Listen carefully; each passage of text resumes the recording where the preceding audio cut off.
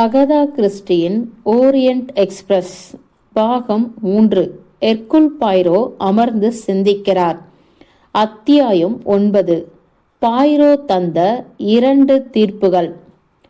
Dining காருக்குள் கூட்டமாய் நுழைந்த பயணிகள் டேபிளை சுற்றியிருந்த நாற்காலிகளில் அமர்ந்து கொண்டார்கள். அனைவரும் ஏறத்தாழ ஒரே மாதிரியான உணர்வினையே பிரதிபலித்தார்கள். ஸ்வீடன் பெண் இன்னும் கூட அழுது கொண்டிருக்க அவரை மிஸ்ஸஸ் அப்பாட் ஆறுதல் செய்து கொண்டிருந்தார். பாய்ரோ தனது தொண்டையை செருமிக் கொண்டார். லேடிஸ் அண்ட் ஜென்டில்மேன், நாம எல்லோரும் இங்கே சாமுவேல் எட்வர்ட் ரிச்சர்ட் அலைஸ் கெசட்டியின் மரணம் குறித்து விசாரிக்க கூடியிருக்கோம். இக்கொலைக்கு 2 சாத்தியமான தீர்வுகள் இருக்கு. அந்த 2ஐயும் நான் உங்களுக்கு முன்னால் போட போறேன். இவை 2இல் எது சரி என்று தீர்ப்பு தரும் நீதிபதி பொறுப்பை பவுக்குக்கும் டாக்டர் கான்ஸ்டன்டைனுக்கும் நான் விட்டு வைக்கிறேன். இந்த வழக்கு பற்றிய எல்லா நிஜங்களும் உங்க எல்லாருக்குமே தெரியும். இன்னைக்கு காலையில குத்தப்பட்ட நிலையில மிஸ்டர் ரிச்சர்ட் கண்டெடுக்கப்பட்டார். வாகன் லீட் கண்டக்டருடன் நேற்றிரவு 12:37க்கு ரிச்சர்ட் கதவு வழியா பேசிய போது அவர் கடைசியா உயிருடன் பார்க்கப்பட்டிருக்கிறார். அவர் பைஜாமிலிருந்து கைகடிகாரம் 1 பலமா சேதமாகியிருந்தது. அதுல மணி 1:15 என்று இருந்தது. கண்டெடுக்கப்பட்ட போது அந்த உடலை பரிசோதித்த டாக்டர் கான்ஸ்டன்டைன் மரணம் நள்ளிரவுக்கும் அதிகாலை 2 மணிக்கும் இடைப்பட்ட காலத்துல நடந்திருக்கும் என்று சொல்கிறார். உங்களுக்கே தெரியும், 12:30க்கு ஒரு பனிச்சரிவுல மாட்டிக்கிட்டு நம்ம ட்ரெயின் நின்னுடுச்சு. இந்த நேரத்துக்கு அப்புறமா ட்ரெயினை விட்டு யாராலும் இறங்கி போயிருக்க முடியாது. நியூயார்க் டிடெக்டிவ் ஏஜென்சியின் அங்கத்தினரான மிஸ்டர் ஹார்ட்மேன் இங்கு அனைத்து தலைகளும் ஒரு முறை அவரை திரும்பி பார்த்தன. கடைகோடியில் இருக்கும் அவருடைய கம்பார்ட்மெண்ட் 16ஐ அவர் கவனிக்காத வண்ணம் யாராலும் கடந்திருக்க முடியாதுன்னு அடிச்சு சொல்றார். இதனால கொலைகாரனை ஒரு குறிப்பிட்ட கோச்சுக்குள் தேட வேண்டிய முடிவுக்கு நாம வரோம். அந்த கோச் ஸ்டான்புல் கேலிஸ் கோச். இதுதான் நம்முடைய நிலைப்பாடுன்னு நான் சொல்வேன். ஆனா உங்களுக்கு முன்னாடி நான் இன்னொரு நிலைப்பாட்டையும் வைக்கிறேன். மிஸ்டர் ரிச்சர்ட்டுக்கு குறிப்பிட்ட ஒரு எதிரி இருந்திருக்கான். அவனை நினைச்சு அவர் பயந்திருக்கார். அவனை பற்றிய விவரிப்பை மிஸ்டர் ஹார்ட்மேனிடம் தரும் ரிச்சர்ட், ஒருவேளை அவர் மீது கொலை தாக்குதல் நடந்தால் அது ஸ்டான்புல்லிலிருந்து கிளம்பிய 2வது ராத்திரி அன்று நடக்கும்னு சொல்லியிருக்கார். இந்த சமயத்துல உங்களுக்கு நான் ஒன்னு சொல்லிக்க விரும்புறேன். லேடிஸ் அண்ட் ஜென்டில்மேன், என்ன சொல்லியிருக்கிறாரோ அதை விடவும் நிறைய சமாச்சாரங்கள் மிஸ்டர் ரிச்சர்ட்டுக்கு தெரிஞ்சிருக்கு. வின்காவ்சி ஸ்டேஷன்ல கலோனலும் மிஸ்டர் மெக்குயினும் பிளாட்பாரத்துல இறங்கிய போது திறந்த நிலையில் விடப்பட்ட ட்ரெயின் கதவு வழியா அந்த எதிரி உள்ளே நுழைந்திருக்கலாம், அல்லது பெல்கிரேடிலேயே கூட ஏறியிருக்கலாம். வாகன் லீட் சீருடை அவனுக்கு தரப்பட்டிருக்கு. அதை அவனுடைய உடைகளிலேயே போட்டிருக்கான். பூட்டியிருக்கும் ரிச்சர்ட்டின் கதவை திறக்கவல்ல சாவிகளும் அவனுக்கு தரப்பட்டிருக்கு. மிஸ்டர் ரிச்சர்ட் தூக்க மருந்தின் ஆதிக்கத்தில் இருந்திருக்கார். பெரும் பலத்துடன் அவரை குத்தும் இவன் பிறகு மிஸ்ஸஸ் அப்பாட்டின் கம்பார்ட்மெண்ட்டுடன் தொடர்பேற்படுத்தும் கதவின் வழியா வெளியேறான். அப்படித்தான் என்றார் மிஸ்ஸஸ் அப்பாட் அங்கீகரித்து தலையை ஆட்டியபடி. அப்படி வெளியேறும்போது அவனுடைய பீச்சுவா கத்தியை மிஸ்ஸஸ் அப்பாட்டின் கைப்பைக்குள் திணிச்சிடுறான். அவனுக்கே தெரியாமல் அவனுடைய சீருடையின் ஒரு பட்டனை தவற விட்டுடுறான். பிறகு அந்த கம்பார்ட்மெண்ட்டை விட்டு ட்ரெயினின் காரிடர் வழியா நழுவுறான். ஆளில்லாத கம்பார்ட்மெண்டில் இருக்கும் ஒரு சூட்கேஸில் அவனுடைய சீருடையை அவசர அவசரமா திணிக்கிறான். ஒரு சில நிமிடங்களில் அவனுடைய சொந்த உடையிலேயே ட்ரெயினை விட்டு அகன்று விடுகிறான். டைனிங் காருக்கு அருகில் இருக்கும் அதே கதவு வழியா. அனைவரும் மூச்சடைத்து போனார்கள். அந்த வாட்ச் பற்றி கேட்டார் ஹார்ட்மேன். இதுல தான் முழு சமாச்சாரம் பற்றியும் விளக்கமும் அடங்கியிருக்கு. சாரிபாட் பகுதிக்கு ட்ரெயின் வந்ததும் தனது வாட்சினை 1 மணி நேரம் பின்னுக்கு தள்ளி செட் பண்ண ரெச்செட் மறந்திருக்கிறார். அவருடைய வாட்சில் இருப்பது கிழக்கு ஐரோப்பிய நேரம். அது மத்திய ஐரோப்பிய நேரத்தை விட 1 மணி நேரம் முந்தையது. மிஸ்டர் ரெச்செட் குத்தப்பட்ட நேரம் 12:15, 1:15 கிடையாது. ஆனா இது ஒரு நல்ல விளக்கம் கிடையாது என்று அலறினார் பவுக். 12:37க்கு உள்ளே இருந்து பேசிய குரல் பற்றி என்ன சொல்றீங்க? அது ரெச்செட்டின் குரலா இருக்கணும் அல்லது கொலைகாரனின் குரலா இருக்கணும். அப்படி எந்த அவசியமும் கிடையாது. அது ஒரு 3வது நபருடையதாக இருக்கலாம். அவருடன் பேச உள்ளே போய் ஆனால் அங்கே அவரை மரணித்த நிலையில் பார்த்த ஒருவருடைய குரலாக இருக்கலாம். கண்டக்டரை அழைக்க உடனடியா அவர் அழைப்பு மணியை அடிக்கிறார். பிறகு அவருக்குள்ளேயே ஒரு பயம் வந்துடுது. அவர் மேல கொலை குற்றம் விழுந்துடுமோன்னு பயப்படுறார். எனவே ரெச்செட்டை போலவே பேசிடுறார். இருக்கலாம் என்று ஒப்புக்கொண்டார் போக் அரை மனதுடன். பாய்ரோ மிஸ்ஸஸ் அப்பார்ட்டை பார்த்தார். எஸ் மேடம், நீங்க என்னவோ சொல்ல வந்தீங்க. நான் என்ன சொல்வதுன்னே எனக்கு தெரியல. நானும் என் வாட்சை மாற்ற மறந்துட்டேன்னு சொல்றீங்களா? நோ மேடம், அந்த ஆளோட நடமாட்டத்தை நீங்க கேட்குறீங்க. ஆனா முக்கியத்துவம் ஏதும் தராமல் பிறகு உங்க கம்பார்ட்மெண்ட்லேயே ஒரு ஆசாமி இருப்பதை உணர்ந்து ஒரு திடுக்கடலுடன் எழுந்து அழைப்பு மணியை அடிக்கிறீங்க. அப்படி இருக்கலாம் என ஒப்புக்கொண்டார் மிஸ்ஸஸ் அப்பாட். இளவரசி டிராக்கோமிராஃப் பாய்ரோவை வைத்த கண் எடுக்காமல் பார்த்து கொண்டிருந்தார். என் பணிப்பெண்ணின் சாட்சியை நீங்க எப்படி விளக்க போறீங்க பாய்ரோ? Very simple madam. உங்களுடையது என்று குறிப்பிட்டு நான் காட்டிய கைக்கோட்டைய உங்க பணிப்பெண் அடையாளம் கண்டுக்கிறான். எதுக்காகவோ அவங்க உங்களை பாதுகாக்க நினைக்கிறாங்க. அவங்க அதே ஆசாமிய எதிர்கொண்டிருக்காங்க. ஆனா இது நடப்பதற்கு முன்னமே வின்காசி நிறுத்தத்துல ட்ரெயின் இருந்தப்ப, ஆனா நீங்க சிக்கவே முடியாத அளவுக்கு ஒரு பாதுகாப்பை தரும் நோக்கத்துல அவனை பிறகு பார்த்ததாக அவங்க சொல்லிடுறாங்க. இளவரசி தனது தலையை வணங்கி வணக்கம் காட்டினார். எல்லாவற்றையும் நீங்க யோசிச்சிருக்கீங்க சார். நான் உங்களை பாராட்டுறேன். அங்கு சிறு அமைதி. பிறகு டாக்டர் கான்ஸ்டன்டைன் தனது முஷ்டியால் மேஜையில் ஓங்கி ஒரு குத்து விட்டபோது அனைவரும் துள்ளி எழுந்தனர். பட் நோ என்றார் அவர். நோ நோ, மறுபடியும் நோ. நீங்க தரும் விளக்கங்கள் பைசாவுக்கு உதவாது.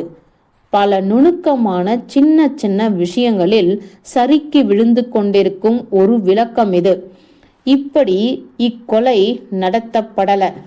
இது மிஸ்டர் பாய்ரோவுக்கே நல்லா தெரியும்.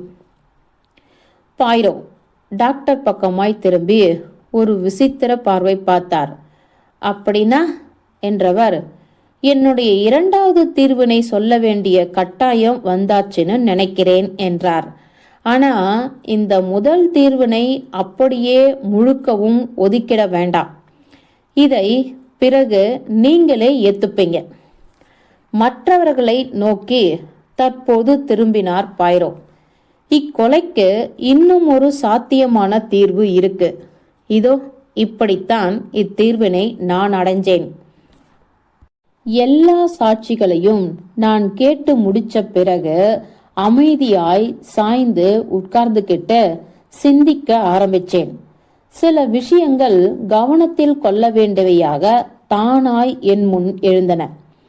என் நண்பர்களுக்கும் இந்த பாயிண்ட்களை நான் சொன்னேன். பாஸ்போர்ட்டில் இருந்த கரை போன்ற ஒரு சிலவற்றை நானே கூட கவனத்தில் வச்சிருந்தேன். இவற்றில் முதலும் முக்கியமானது என்னவென்றால், ஸ்டாம்பூலை விட்டு நாம கிளம்பிய முதல் நாள் லஞ்சின் போது மிஸ்டர் பவுக் என்னிடம் சொன்ன ஒரு குறிப்பு. கூடியிருந்த பலதரப்பு மக்களை பற்றிய குறிப்பு அது. பல தேசத்தவர்கள், பல வகுப்பினர், பல வயதினர். அப்போ இதை நானும் ஒப்புக்கொண்டேன். அதே பாயிண்ட் என் சிந்தனையில் வந்தபோது, இப்படிப்பட்ட ஒரு வித்தியாசமான குழு வேறு ஏதாவது சந்தர்ப்பத்துல கூடும் வாய்ப்பு இருக்கான நான் யோசிச்சேன். இதுக்கு நானே கண்டுபிடிச்ச விடை, அமெரிக்காவில் மட்டுமே இது சாத்தியம். அமெரிக்காவில் மேல்தட்டு குடும்பங்களின் பெரிய வீடுகளில் இப்படிப்பட்ட பலதரப்பட்ட நாட்டினர் இருக்கும் வாய்ப்பு உண்டு. ஓர் இத்தாலிய டிரைவர், ஆங்கிலேய பணிப்பெண், ஸ்வீடன் நர்ஸ், பிரெஞ்சு வேலைக்காரி இத்தியாதிகள். இதுதான் என் யூகங்களுக்கான அடிப்படை. ஆம்ஸ்ட்ராங் நாடகத்தில் ஒவ்வொருவருக்கும் ஒரு பாத்திரம். ஒரு டைரக்டரை போல ஆனேன். வெல், இந்த அணுகுமுறை எனக்கு மிகுந்த திருப்திகரமான தீர்வை தந்தது. நானும் ஒவ்வொரு தனிப்பட்ட நபரின் சாட்சிகளையும் என் மண்டைக்குள்ளே ஓட்டி பார்த்தேன். விசித்திரமான ரிசல்ட்ஸ் கிடைச்சது. முதல்ல மிஸ்டர் மெக்குயினின் சாட்சியத்தை எடுத்துப்போம். அவருடனான என்னுடைய முதல் சந்திப்பு திருப்திகரமா அமைஞ்சது. ஆனா இரண்டாவது சந்திப்பின் போது அவர் விளங்கிக்க முடியாத ஒரு குறிப்பினை தந்தார். ஆம்ஸ்ட்ராங் கேஸ் பற்றிய குறிப்படங்கிய ஒரு சீட்டு கண்டுபிடிக்கப்பட்டிருக்குன்னு நான் அவரிடம் சொன்னேன். ஆனா அது என்று சற்று நிறுத்திய அவர், உடனேயே அது ரெச்சர்ட் தவறுதலா பண்ணினதா இருக்கலாமே என்ற அர்த்தத்துல பேசினார். இப்ப எனக்கு மேற்சொன்னபடி பேச அவர் வாயை திறக்கல என்பது விளங்கிச்சு. ஆனா அதுதான் எரிக்கப்பட்டாச்சே. இப்படி அவர் சொல்ல வாயெடுத்திருந்தால், இப்படிதான் என்றால் மிஸ்டர் மெக்குயினுக்கு அந்த சீட்டு பற்றியும் அது அழிக்கப்பட்டிருப்பது பற்றியும் தெரியும்.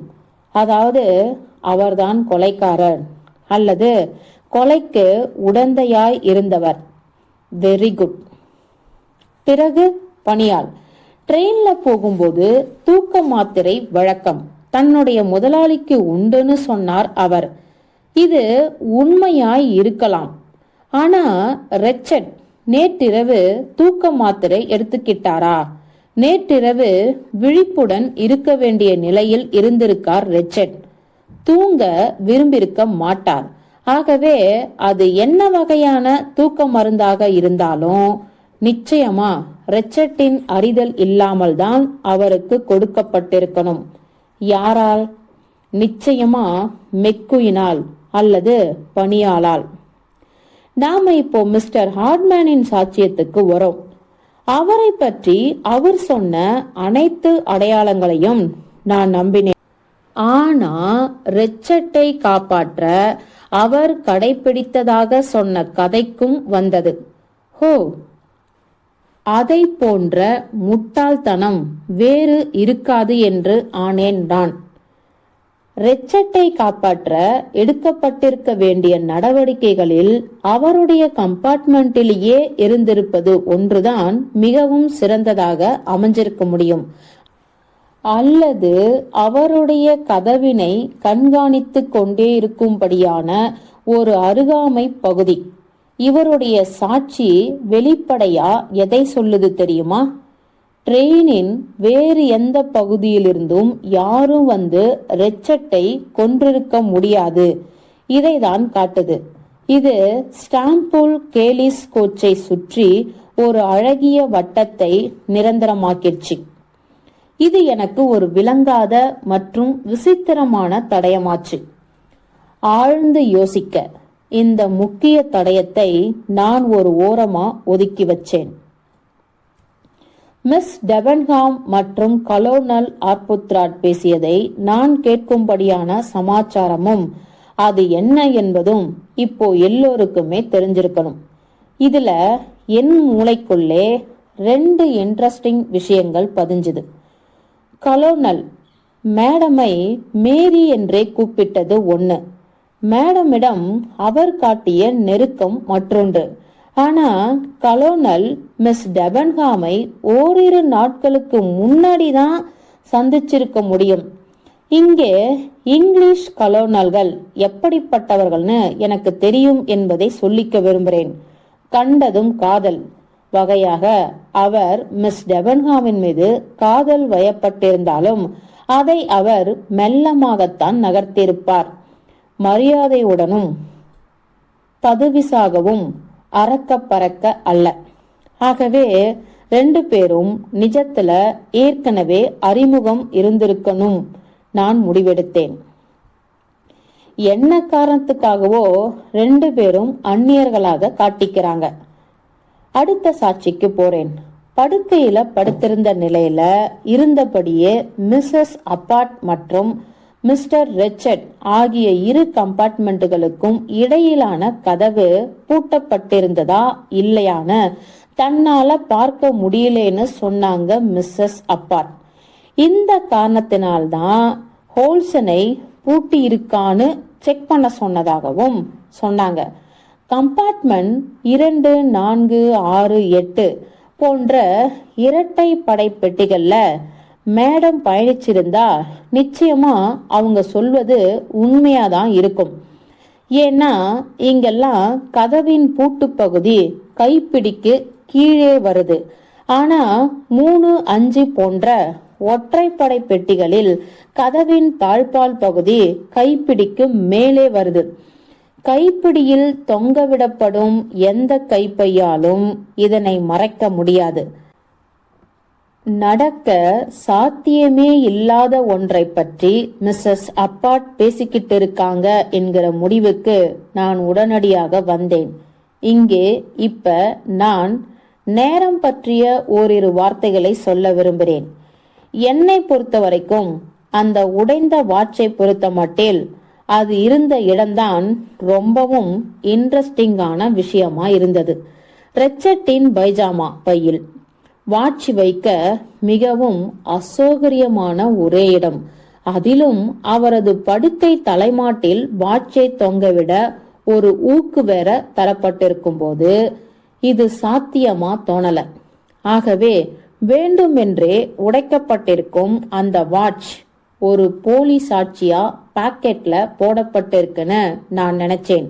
அப்படின்னா கொலை 1.25க்கு இடம் பெறல.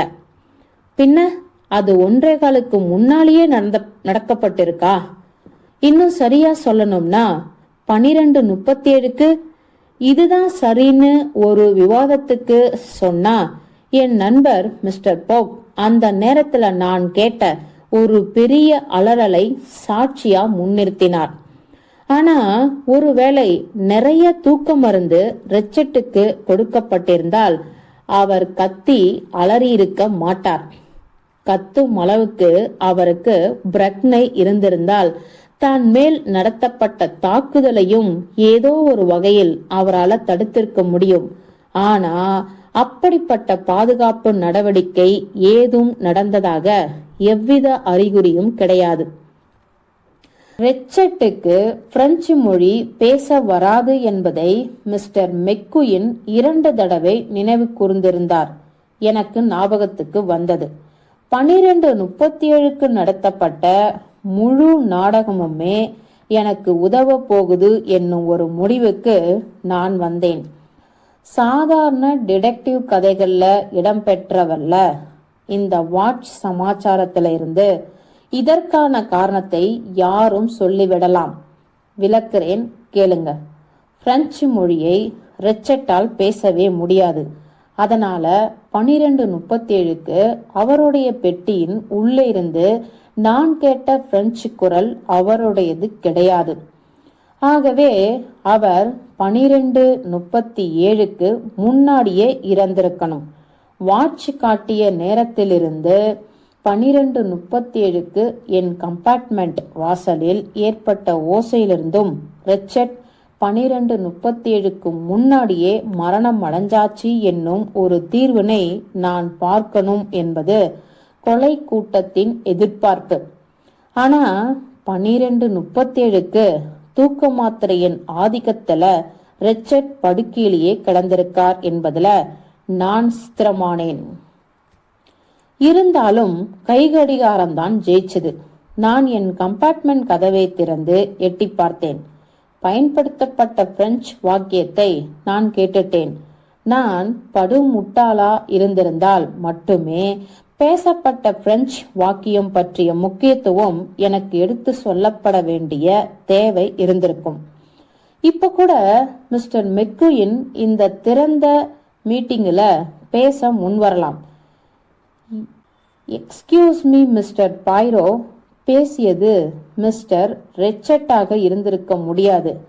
அவரால பிரெஞ்சு பேச முடியாது. இப்ப அவர் ஒப்புக்கலாம். இப்ப கேள்விகள். கொலை நடந்த சரியான காலம் எது? யார் கொன்னது? என் கருத்துப்படி மறுபடியும் சொல்லிக்கிறேன், இது என் கருத்து மட்டுமே. சாத்தியம்னு டாக்டர் கொடுத்த காலகட்டத்தின் இறுதி பகுதியில, அதாவது அதிகாலை 2 மணியை ஒட்டி ரிச்சர்ட் கொல்லப்பட்டிருக்கார். யார் அவரை கொன்னது என்ற கேள்வியை பொறுத்த வரைக்கும் இங்கு நிறுத்தி கொண்ட அவர் கூடியிருந்த அனைத்து பார்வையாளர்களையும் பார்த்தார். அனைத்து கண்களும் அவர் மீது குவிந்து கிடந்தன.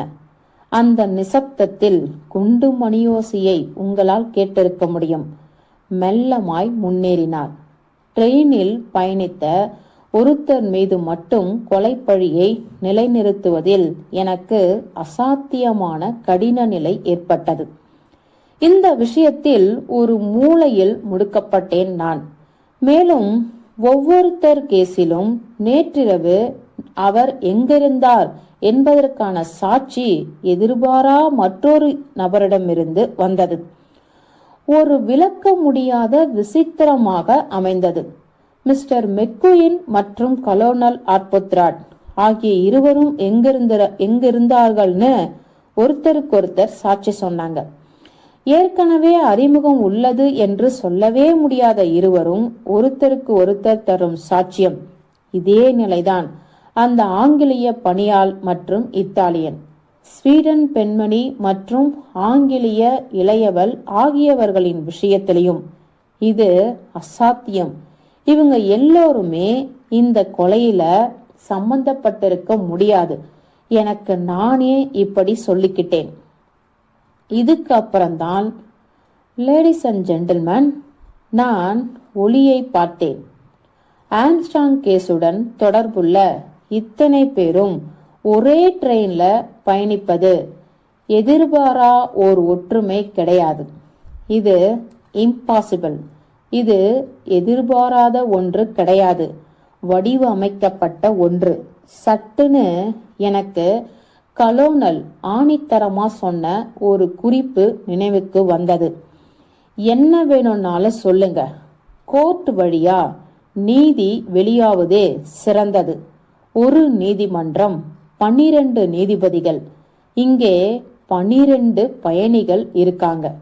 ரிச்சர்டும் 12 இடங்கள்ல குத்தப்பட்டிருக்கார். வருடத்தின் சாதகமற்ற வானிலை உலவும் இந்த காலகட்டத்துல ஒரே கோச்சில இத்தனை வகையான மக்கள் ஏன் பயணிக்கணும் என்னும் என்னுடைய விளக்கப்படாத அசாதாரண கேள்வியும் இப்போது விளக்கப்பட்டது. Richard America நீதியிலிருந்து தப்பிச்சிருக்கார். அவர் செய்த கொடூரம் பற்றிய மறுகருத்து கிடையாது. 12 நீதிபதிகள் கொண்ட ஒரு பெஞ்ச் தன்னிச்சையாய் அமைக்கப்பட்டதையும் அது ரிச்சர்ட்டுக்கு மரண தண்டனையை தந்திருப்பதையும் என்னால கண்கூடாய் பார்க்க முடிஞ்சது. இந்த தீர்வு உருவானதும் இவ்வழக்கின் அனைத்து அம்சங்களும் பளபளக்கும் விதத்தில் மிக அழகாய் வடிவம் கொண்டு பூர்த்தியானது. ஒரு தலை சிறந்த நாடகமாய் இதை என்னால் பார்க்க முடிஞ்சது. ஒவ்வொரு ஆணும் பெண்ணும் அவர்களுக்கு அளிக்கப்பட்ட பாத்திரத்தை வெகு சிறப்பாய் நடித்து முடித்தார்கள். யார் மீதாவது சந்தேகம் விழுந்தால் மற்றொரு நபர் அல்லது நபர்களின் சாட்சி அந்த சந்தேகத்துக்கு எதிராய் அமைந்தது. அவரை விடுவித்து கேஸை இயன்றவரை குழப்புமாறு அற்புதமாய் அமைக்கப்பட்டிருந்தது. இந்நாடகம் வெளியிலிருந்து யாராவது வந்து கொலையை செய்திருக்கலாமோ என்ற சந்தேகம் எழுந்தால் அதனை சமாளித்து ஒன்றும் இல்லாமல் ஆக்க மிஸ்ஸஸ் அப்பார்ட்டின் சாட்சி முக்கியமாகின்றது. ஸ்டாம்பூல் கோச்சில் இருக்கும் பயணிகளுக்கு பாதகம் ஏற்படாது. அவர்களுடைய சாட்சியத்தின் கடுகுதனை துல்லியம் கூட முன்கூட்டியே மிக சிறப்பாய் வடிவமைக்கப்பட்டிருந்தது. இந்த முழு கேசுமே மாற்றி மாற்றி வைக்கப்பட்ட துண்டுகளை ஒன்றிணைத்தால் வடிவம் கிடைக்கும் ஒரு ஜிக்ஸா புதிர். புதிதாய் கிடைக்கும் ஒவ்வொரு சாட்சியமும் இக்கேஸை மேற்கொண்டு குழப்பிவிடும்படி கலைக்கப்பட்டிருந்த ஒரு ஜிக்ஸா புதிர். என் ஃப்ரெண்ட் பவுக் சொன்னதை போல இது ஓர் அசாதாரண கேசுதான். இப்படி ஒரு முடிவுதான் எக்ஸாக்டா எடுக்கப்பட வேண்டும் என்று இந்த கேஸ் பார்த்து பார்த்து வடிவமைக்கப்பட்டுள்ளது. இந்த தீர்வு அனைத்தையும் விளக்கிடுதா? எஸ், செய்தது. காயங்களின் தன்மை ஒவ்வொன்றும் ஒரு தனி நபரால் உண்டாக்கப்பட்டது. அச்சுறுத்தும் செயற்கை கடிதங்கள். கடிதங்களில் உண்மைத்தன்மை இல்லாததாலேயே அவை செயற்கை என்றாகிவிடுகின்றன. ஜஸ்ட் சாட்சியை உண்டாக்க உருவாக்கப்பட்டவை. ரிச்சர்டின் உயிருக்கு அச்சுறுத்தல் தந்த நிஜ கடிதங்கள் இருக்கு. ஆனால் அவற்றை எரித்துவிட்டு அவற்றுக்கு பதிலாக இந்த கடிதங்கள் மெக்குயினால் வைக்கப்பட்டிருக்கு. ரிச்சர்ட் தான் அவரை அழைத்தது என்னும் பொய் சிறிய குள்ள கருப்பு ஆள் பெண் குரலில் என்ற வாகன்லிட் கண்டக்டர்கள் எவருக்கும் பொருந்தவல்லா பொய்யான வர்ணிப்பு. இந்த வர்ணிப்பு ஆண் பெண் இருபாலருக்கும் பொருந்தும் என்பதும் ஒரு கூடுதல் பொய். இப்படி ஆரம்பத்திலிருந்து கடைசி வரை பொய் பொய் பொய் என்று போகும் ஹார்ட்மேனின் கதை. குத்திக் கொள்வது என்பது அதிரவைக்கும் ஒரு அணுகுமுறையா ஆரம்பத்தில் தோன்றினாலும் யோசிக்கும் போது சூழ்நிலைக்கு மிக உகுந்தது இது ஒண்ணுதான்னு விளங்கிடும். எவராலும் பலமானவர்கள் மற்றும் பலமற்றவர்கள் என்று எவராலும் பயன்படுத்த வல்ல ஓர் ஆயுதம். பிச்சுவாக்கத்தி ஓசை எழுப்பாது. எனக்கென்னவோ மிஸ்ஸஸ் அப்பார்ட் கம்பார்ட்மெண்டிலிருந்து ரிச்சர்டின் இருட்டு பகுதிக்கு வழி பண்ணி தரும் கதவு வழியா ஒவ்வொருத்தரா போய் குத்திட்டு வந்திருப்பாங்களோன்னு தோணுது. யாருடைய குத்து அவரை கொன்னது என்பது இவர்களில் யாருக்கும் கூட தெரியாது. ரிச்சர்ட் அவருடைய படுக்கையில் பார்த்த கடைசி கடுதாசி ஜாக்கிரதையா எரிக்கப்பட்டிருக்கு. ஆம்ஸ்ட்ராங் கேஸுடன் தொடர்பேற்படுத்தும் எவ்வித துப்பும் இல்லாத பட்சத்தில் ரயில் பயணிகள் ஒருவரும் சந்தேகத்துக்கு ஆளாக மாட்டார்கள். வெளியால் செய்த ஒரு கொலை என்றும் பிளாட்பார நிறுத்தத்தில் சிறிய குள்ள கருப்பு ஆள் பெண் குரலில் உள்ளே வந்து போனதை ஒன்றுக்கும் மேற்பட்ட பயணிகள் பார்த்துள்ளார்கள் என்றும் வழக்கு முடிக்கப்பட்டிருக்கும். ட்ரெயின் பனிச்சரிவால் நின்றதும் தங்களுடைய திட்டத்தை மேற்கொண்டு நடைமுறைப்படுத்த முடியாது என்பது திட்டமிட்டவர்களுக்கு தெரிந்திருந்தும் என்ன நடந்ததுன்னு எனக்கு தெரியல. அவசர அவசரமா ஒரு கலந்துரையாடல் நடந்து எப்படியாவது அரங்கேற்றியே ஆகணும்னு முடிவாகியிருக்கணும். இப்படித்தான் நான் நினைக்கிறேன். இப்ப ஒவ்வொரு பயணியும் சந்தேகத்துக்கு உள்ளாவார்கள் என்பது நிஜம். ஆனால் இந்த சாத்தியக்கூறு ஏற்கனவே பார்க்கப்பட்டு ஈடுகட்டப்பட்டுள்ளது. ஆக செய்ய வேண்டிய ஒரே ஒரு சமாச்சாரம் மேற்கொண்டு முடிந்த வரைக்கும் கேஸை குழப்பி விடுவது. க்ளூஸ் என்னும் போர்வையில் 2 துப்புகள் மரணம் அடைந்தவரின் அறையில் போடப்பட்டிருக்கு. 2 மணி வரைக்கும் மெக்குயினுடன் இருந்திருக்கார் என்ற ஸ்ட்ராங்கான சாட்சியமும், ஆம்ஸ்ட்ராங் குடும்பத்துடன் தொடர்பு இருந்திருக்கு என்று நிரூபிக்க ரொம்ப கஷ்டமான நிலையும் உள்ள கலோனல் ஆர்புத்ராட் பக்கம் கை நீட்டும் ஒரு சாட்சி. அடுத்தது கைக்குட்டை. இளவரசி என்னும் மாபெரும் சமுதாய பதவியும், குத்தி கொலை பண்ணும் திராணி கொஞ்சமும் இல்லாத உடல்வாகும், நேற்றிரவு அவங்க எங்கே இருந்தாங்க என்பது பற்றி கண்டக்டர் மற்றும் அவருடைய பணிப்பெண் தரும் சாதகமான சாட்சியும் அவங்களை கொலையிலிருந்து ரொம்ப தூரம் தள்ளி வைக்குது. ஆனா ரெச்சட் பெட்டியில் இருப்பது அவங்க கைக்குட்டை. இன்னும் குழப்ப சிகப்பு கவுன் பெண்தான் இதில் சம்பந்தப்பட்டுள்ளாள் என திசை திருப்ப, என் கதவு வாசல்ல இடியோசை. நான் எழுந்து வந்து வெளியே பார்க்கிறேன். சிகப்பு கவுன் பெண் தூரத்தில் மறைகிறாள். கண்டக்டர், டெபன்ஹாம் மற்றும் மெக்குயின் அந்த பெண்ணை பார்க்கறாங்க.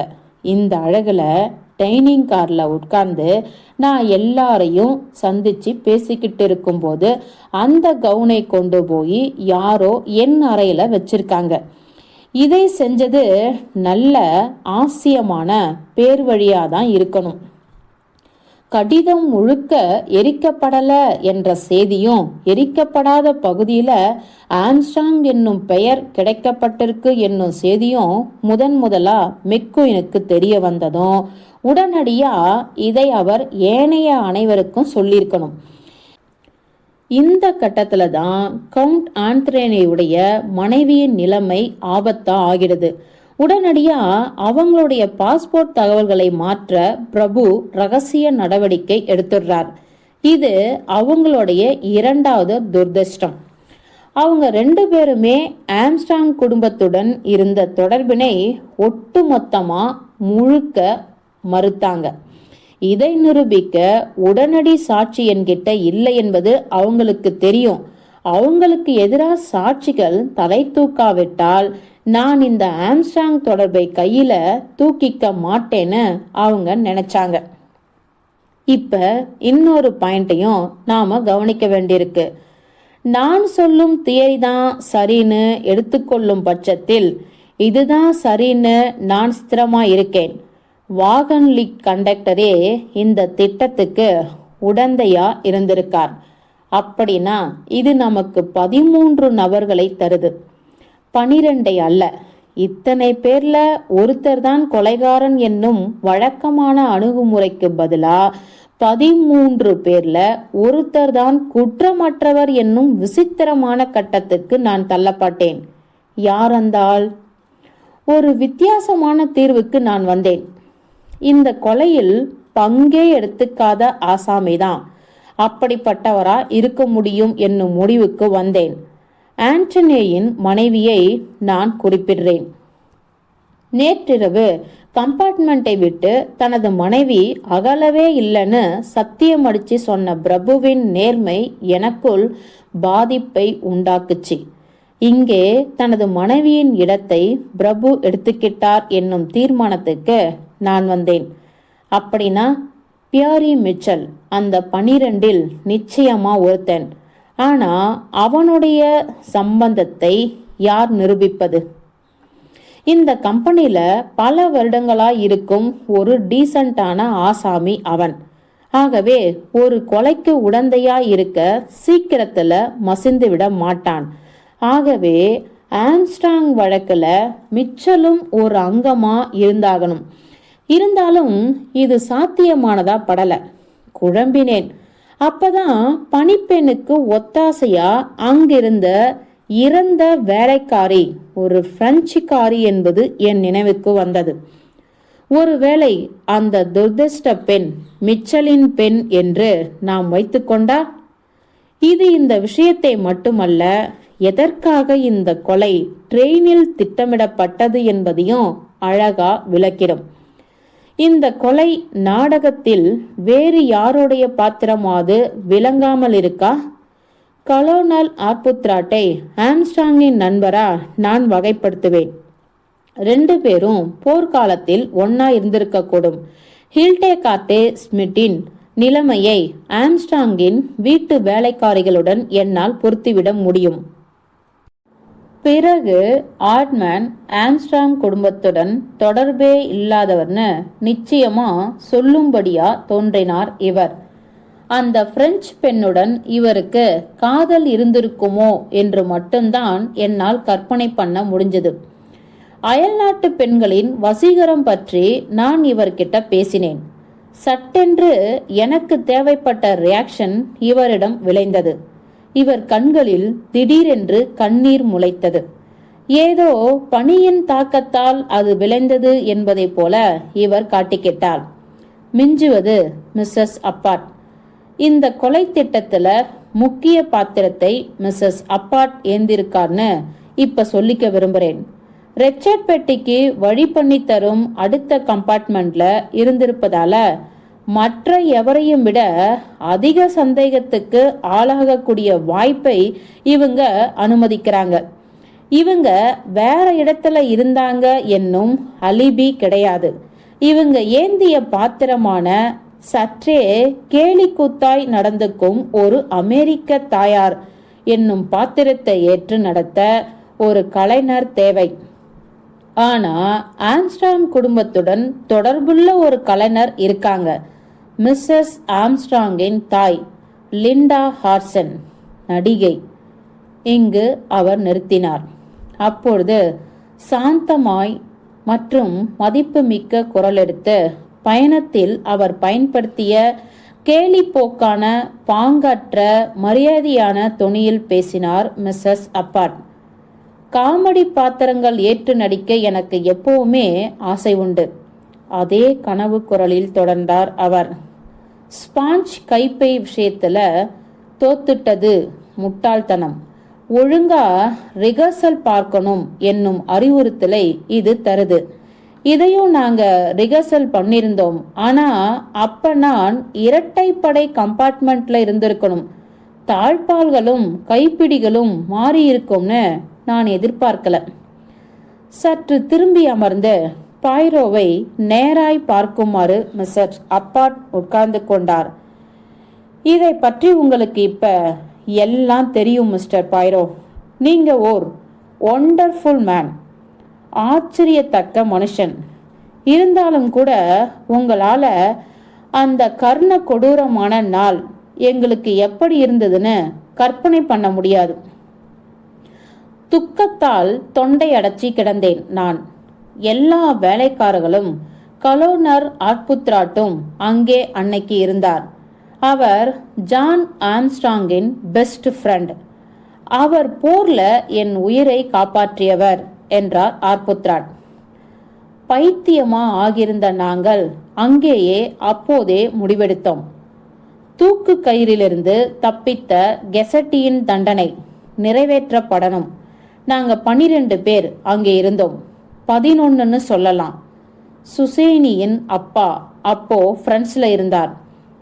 குலுக்கல் போட்டு எங்கள்ல யார் அவனை கொல்வதுன்னு முடிவெடுக்க நினைச்சோம். ஆனா கடைசியில இப்படி முடிவாச்சு. டிரைவர் ஆண்டனியோ தான் இப்படி ஆலோசனை தந்தது. ஹெக்டர் மெக்குயினுடன் உட்கார்ந்து இதில் உள்ள அத்தனை சமாச்சாரங்களையும் மேரி திட்டமிட்டா. என் மகள் சோனியா மீது இவருக்கு எப்பயுமே பெருமிதம் உண்டு. பணத்தால கெசட்டி எப்படி தப்பிச்சான்னு எங்களுக்கு விளக்கினதே இவர்தான். எங்க திட்டத்தை நேர் செய்ய வெகுகாலம் பிடிச்சது எங்களுக்கு.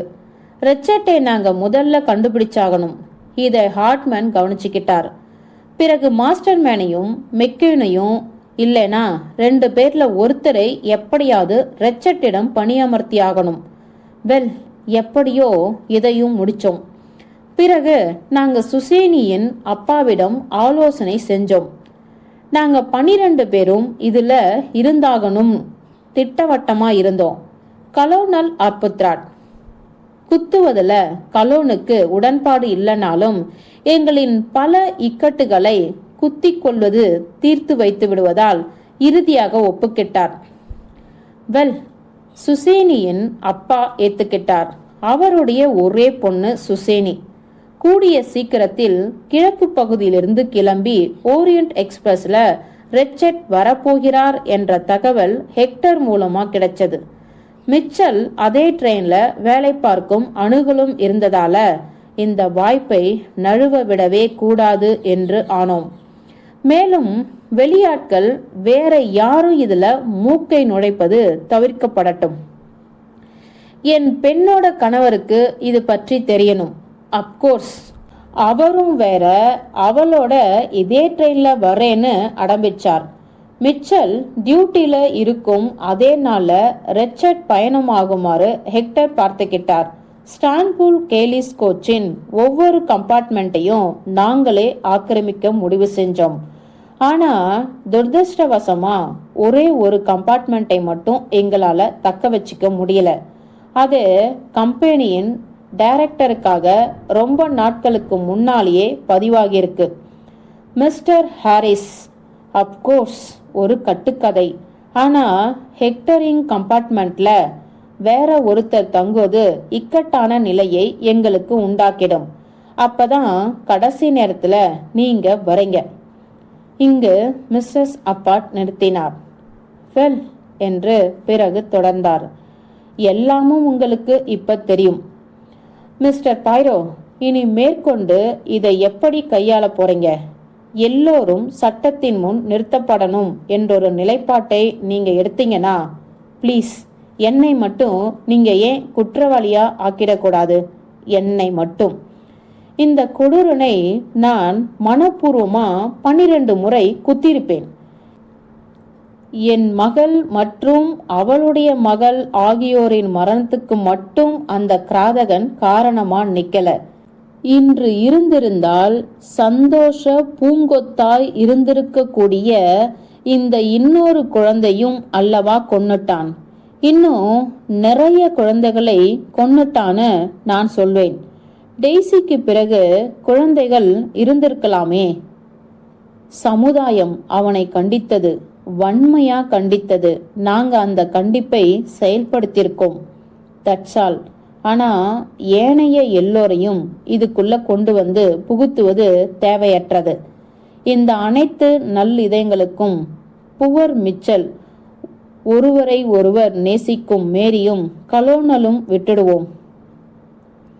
தனது கட்டுக்கோப்பாய் பயிற்சியளிக்கப்பட்ட குரலால் உணர்ச்சி பூர்வமாய் ஆழ்ந்து பங்களித்து இதயங்களை சுண்டி இழுத்துவிடும் குரலால் நியூயார்க் ரசிகர்களை கட்டி போட்டு வைத்திருந்த அதே குரல் இங்கும் ஆழ்ந்து உணர்ந்து அனுபவித்து கதறியது. பாயிரோ தனது நண்பனை பார்த்தார். நீங்க தான் கம்பெனியின் டைரக்டர் மிஸ்டர் பவுக் என்றார். என்ன சொல்றீங்க நீங்க? பவுக் தனது தொண்டையை செருமினார்.